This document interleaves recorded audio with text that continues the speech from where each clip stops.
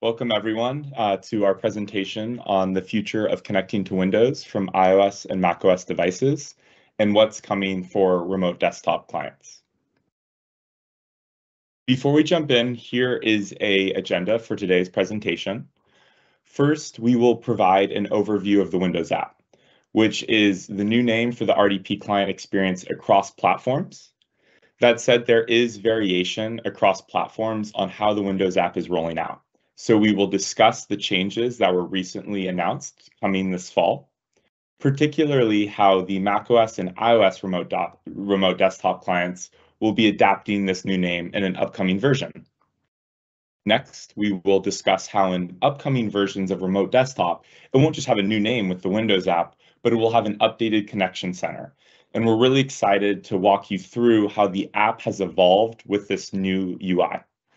Next, Kingston will talk through exciting updates for BYOD support for iOS and iPadOS remote desktop clients using MAM. And lastly, we will have some time for Q&A. We do have moderators with us today, so please add comments in the chat throughout the presentation, and we'll take some pauses to take questions live. Great. So let's begin with the Windows app overview. The Windows app, as the new name for the remote desktop clients on macOS and iOS, is your gateway to securely connecting to Windows, including remote PCs and admin-provided virtual apps and desktops across all of our amazing services, whether that's Windows 365, Azure Virtual Desktop, DevBox, and remote desktop services. On the right is a screenshot of the Windows app preview, which is currently in the beta channel for remote desktop, and you can see the beautiful new UI. A quick side note is that for today's presentation, we will be using screenshots and screen recordings of the macOS client, but all the material applies to iOS also. And you can, of course, check this out for yourself in the preview, as the team has really adapted this new connection center beautifully across iPhone and iPad form factors.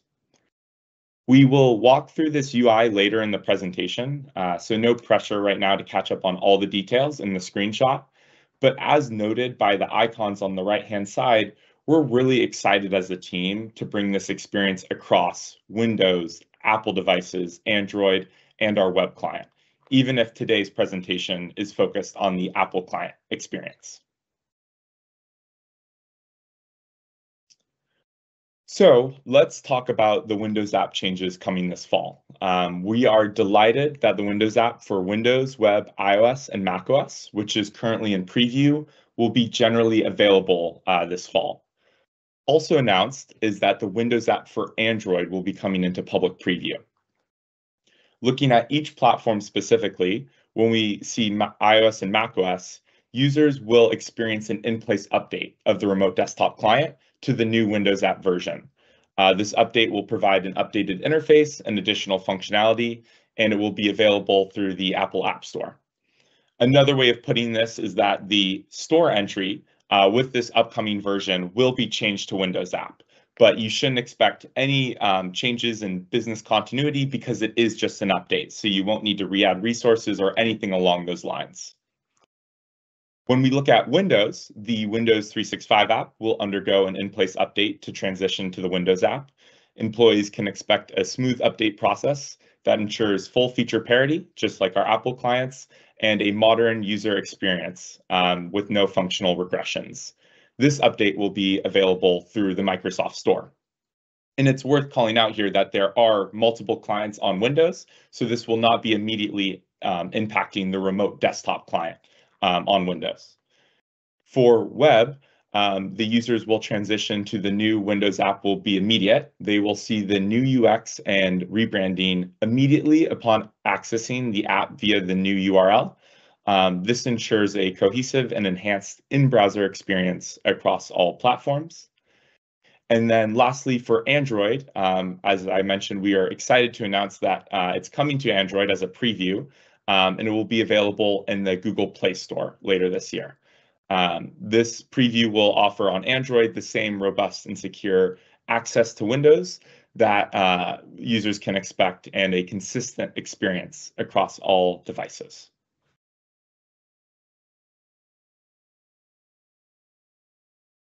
So now we've kind of covered at a high level what the Windows app is and what you should expect this fall. I wanted to dive deeper into the connection center for the Windows app update, because we understand that users rely on the remote desktop app as their daily driver. So we want to be very clear about how the connection center is evolving, but all the functionality is maintained. Just more is being added. So starting with the first row, in remote desktop, when you've been adding resources, there's been two options, adding a PC or a workspace. With the new Windows app update, there will be three options, adding a PC, a work or school account, or a workspace. We have added the account option because it provides a simpler option for our AVD and Windows 365 users who want to sign into their Entra account without the extra step of typing in the workspace URL for the Enterprise Azure Cloud. That said, if you are using RDS and connecting to an on-prem workspace, or maybe specifically targeting a government cloud, you would still benefit from using that workspace URL, as the add account only targets the Enterprise Azure Cloud. When we look at organizing remote resources in remote desktop, we had two pages. We had workspaces, where you could find your admin provided virtual apps and desktops across Windows 365, AVD, RDS, and DevBox. And you also had the option to add a PC, where you could create an RDP file and a direct PC connection. In Windows app, now we have three pages for remote resources. We have apps, where you can find your admin provided virtual apps across AVD and RDS. We have devices, where you can find your PC connections and your admin provided desktops across Windows 365, AVD, DevBox, and RDS. And then we've introduced favorites, where you can easily pin and access your favorite resources in a simplified view. And I'm talking through this right now, but I'm excited to show you guys all videos of this happening in real time. And then lastly, there's managing credentials and accounts. So in remote desktop world, we had locally saved username and password combinations labeled as user accounts. Now in the Windows app, with support of multiple Entra or Azure Active Directory accounts, we changed locally saved username and password combinations to credentials to avoid that ambiguity of having accounts for both locally saved username and passwords and for Entra accounts. So I will move on now to sharing videos that speak to what I just listed. So in remote desktop, when we were adding a PC, we could simply type in the name or the IP address of the PC. And we could also modify any of the RDP properties and redirections for that connection. So I will quickly add that to my remote desktop connection center. And that is the end-to-end flow. Now I want to show the audience what that looks like in the Windows app, and it will look very similar. Now with the three options, you can still go down to add a PC, and I will reproduce the exact same adding flow. Again, I will call out, since this is an update, users won't need to re-add PCs, but I just wanted to share with you how that looks between the two updates. Now let's talk about adding a workspace. When we were in the RD world, I'm going to type in the public cloud URL, and we understood this was a point of friction for a lot of users. If you didn't type in the right URL, the authentication wouldn't work. But in this case, I was able to find it, and I've downloaded all my resources into the Workspaces tab. When we look at the Windows app world, I'm going to add an account in this video. And in this case, I don't have to worry about adding in the URL. Since a majority of these users will be targeting the public Azure cloud, I can go right into the sign-in page, which is a really nice frictionless experience for a majority of our users. And of course, the add workspace option is still there for our on-prem users and for anyone who's targeting government clouds. I will now show you how it's organized. So in remote desktop, I will start the video. We had our workspace headers, and then underneath were all your applications and desktops. And you'll see that even the cloud PCs here in the workspace tab. Whereas on the PC side, we would have our PC groups, and you could organize RDP files between these groups. In the Windows app world, it looks a bit different. So we have a devices tab where our cloud PC now has a improved header, and we have our same workspaces, but now our virtual desktops are in the devices tab. I'm showing how you can easily now start pinning things to your favorite. So these are resources that I access on a daily basis, and I want them very accessible. And my safe PCs are still in their specific PC group, and I can also favorite them. Now, when I go to the apps page, I still have my workspace headers, but it's just the virtual apps. And I'm going to go ahead and favorite a bunch of these apps to show off how good our favorites page looks.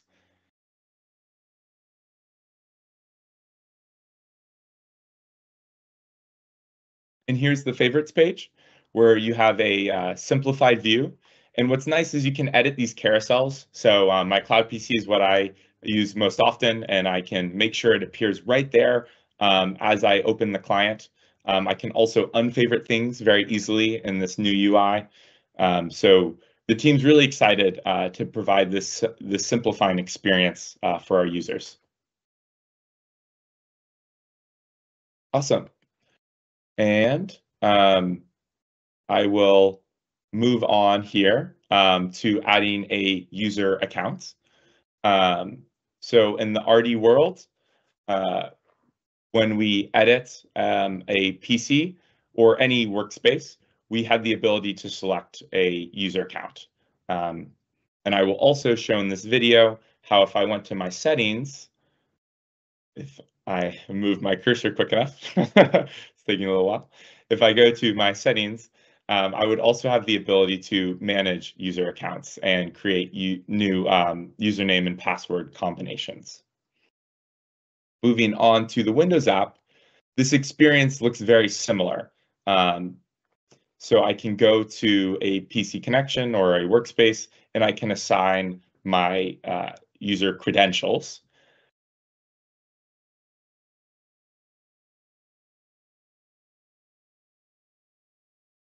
And what's helpful about having it named credentials is that you'll see there's no ambiguity with now the accounts tab where a user could have multiple user accounts, Entra accounts, because this was a lot of feedback we heard from customers. And what's really exciting about this new UI is that it's an update. So from a business continuity standpoint, you shouldn't be worried about end users having to re-add any resources. But we did want to explicitly show everyone today how the functionality may be in different places, but it's all still there. And the favorites page will be hopefully a new page that you spend a lot of time on for those resources you use as a daily driver. I wanted to take a pause before we continue in the presentation, just in case there's any comments in the chat that we haven't been able to address yet.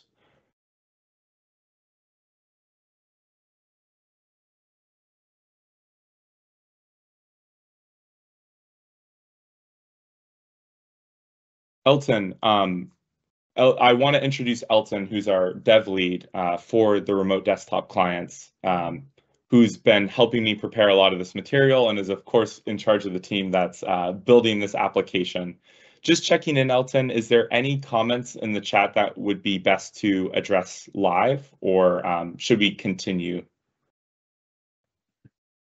I think one thing that's important to address is, we have an iOS version of the client as well. It's an update as well to what we currently have in the store.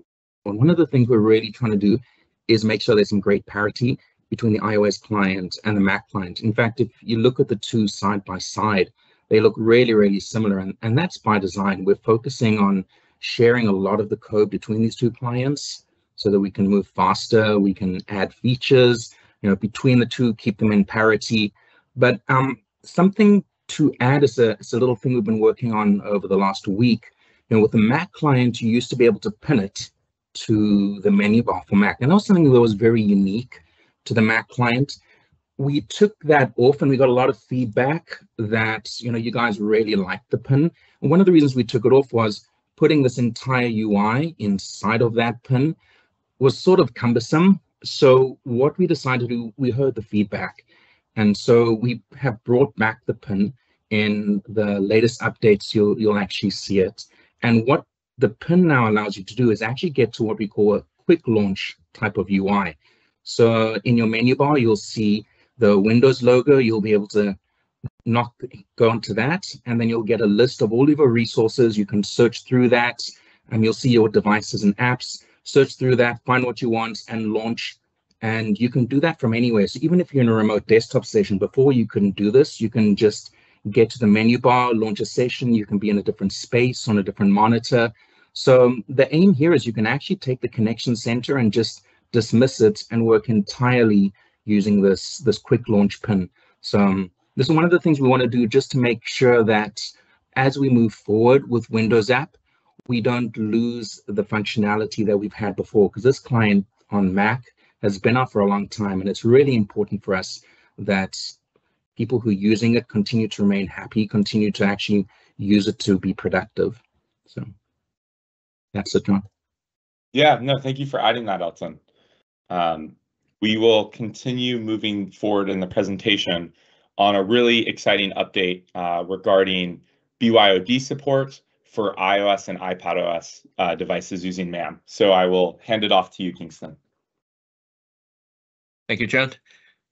So why are we doing this? With the increase in remote work in recent years, a lot of customers are finding that their employees prefer to use their personal devices and stay productive when working remotely. However, a lot of these employees also express privacy concerns around the company managing their device and having access to their device. So we've introduced the concept of MAM, or Mobile Application Management Support. What I'm about to show you is being done via Microsoft Intune. So in the video below, you'll see a demonstration of one of the most common scenarios, which is customers request that on a managed device, they have access to the drive and clipboard redirection, but on a personal unmanaged device, the same user cannot have access to the local drive and clipboard. And the other main goal is to raise the security bar for providing a personal device access to Windows 365 or Azure Virtual Desktop by checking the minimum OS version, app version, and making sure there are no threats detected on the device. And all this is to protect corporate resources. So John, if you can click on the video. So what I'm just showing here is in a typical scenario, somebody on a corporate managed Windows desktop will use the Windows app to connect. And when they do, you'll see drive redirection is allowed. So you'll see the drive there in File Explorer. But when the same user switches to their personal iPad from home, they log in as usual. Again, they add in their workspace. Just go through the regular sign-in process. There's nothing different, except this time, because there's a policy, it's asking you to restart the app. And then when you restart the app, the user logs in again, they'll find that they'll have no drive redirection allowed. So this is a very lightweight way for the admin to provide access to the user's personal device without managing the device itself. So what's really involved? I'll show you the next few slides, since not all of you will have worked with Intune Mobile Application Management before. Okay, John, next slide, please. There are a couple things you can configure in Intune MAM. I won't go through all of them, but here are some key capabilities that you can now add without managing the device. So in the first rectangle, that's just an example of a pin attempt. So you can require a user enter a PIN before they can access your Windows 365 or Azure Virtual Desktop. The second rectangle in purple is just an example showing you can now specify a minimum app version be used before they can connect. So this is useful to block clients that are too old and may be vulnerable to security bugs. And then the third option, it's in the blue rectangle. That's saying what the minimum OS version is on the device before it's allowed to connect. Now, in these screenshot examples, I've set the action to warn, meaning the user can actually click OK to dismiss the screen, and then they can continue to connect. But another option is to set the action to block, which means unless the user has met those criteria, for example, updated to the latest version of iOS, they're not allowed to connect. So you can do this without maintaining any custom VPN infrastructure or anything like that. Okay, next slide, please.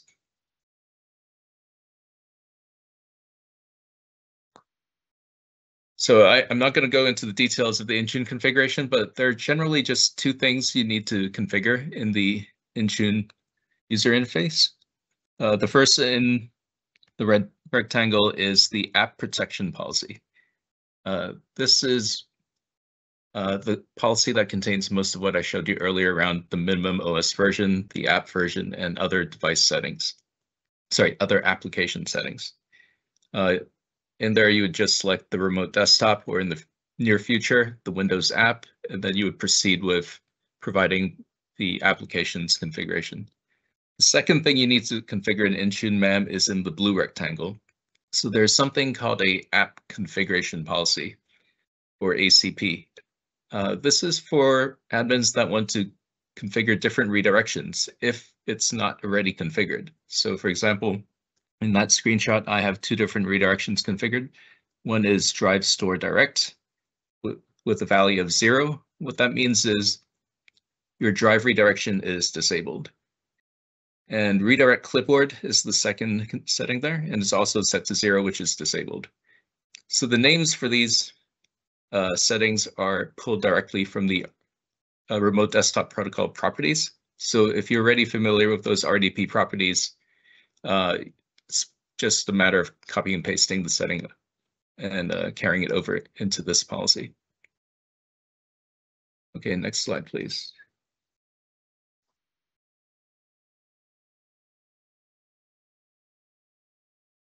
And lastly, there's a setting in either the Intune interface or Entra. They both go to the same place, where in your conditional access policy, you would check this additional box that says require app protection policy. So this means anybody that doesn't have the right client and the right policy assigned cannot access your infrastructure. This makes it a lot more secure than today, where anybody can use any client, including malicious actors. Okay, and that was the last slide of my presentation. Thank you, John. Thank you, Kingston. In this next slide, we cover some links. So the announcement for the Windows app coming into general availability, which I covered earlier in the presentation, is on the Windows IT Pro blog. Kingston also added the link for MAM, which is in preview for Windows 365 and AVD, another announcement in our IT Pro blog. And we also have the end user documentation for all three of these items. So we have what's new in Windows app, we have getting started with the Windows app to connect to devices and apps, and then for admins, we have information on how to configure client device redirection settings for Windows app and remote desktop app using Microsoft Intune. Thank you for joining today.